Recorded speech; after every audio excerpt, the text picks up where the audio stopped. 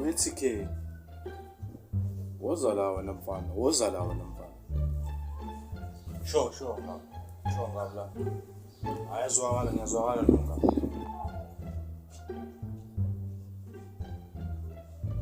Ngiyezwa ngamahemhem kuthiwa nje le mali ayithatha uSpecho lo ecela empunzini wabaleka. Lela vaka leliya. Uthi ngiyezwa ukuthi kuthiwa amasoja amawahola. Ngenzeka kanjani lokho sikhe ngoba imali ngiyinike wena ngathi uyobhadala amasoja ami. Umthetho wakho awuzwa wena sikhe. Wena mfana uzwa. Kushuthi manje ke kwaba ne-mistake ngakho.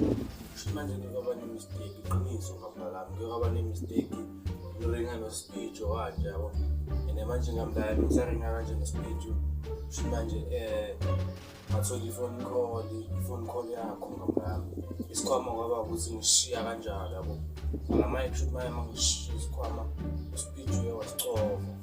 Ayish ngithema wasicova ke yazi ngisakhona ukuthola. Ubile uyangibalekela lo mfana mara yazi ngizomthola ngamlami ukuthi ngikwazi ukuhafa lelwana zami ngabo.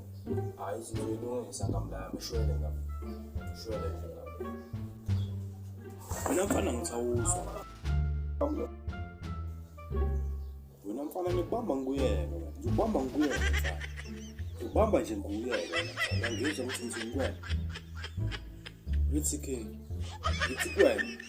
Ingashoni namhlanje ungamtholanga uSpeech uyezwa? Kumele umthole uSpeech.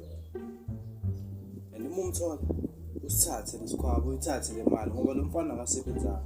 Usezothola imali angayisebenzelanga. Amasoja ami wona lawa cishe wafa. Amiswa izinhlamvu nje.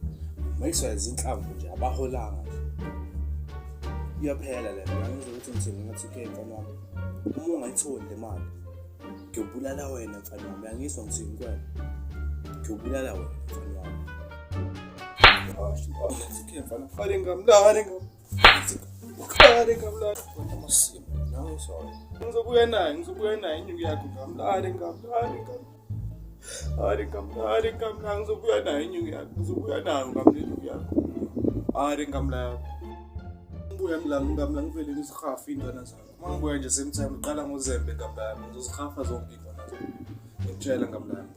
Zobuya nje nayo ntambama nje sesiphethe ngamlami sengibabhadalile abafana bami. Ngicela ngiyonga isikhathi ngamlami ungangibulali ngicela ngamlami ngicishe ngamlami ngicela.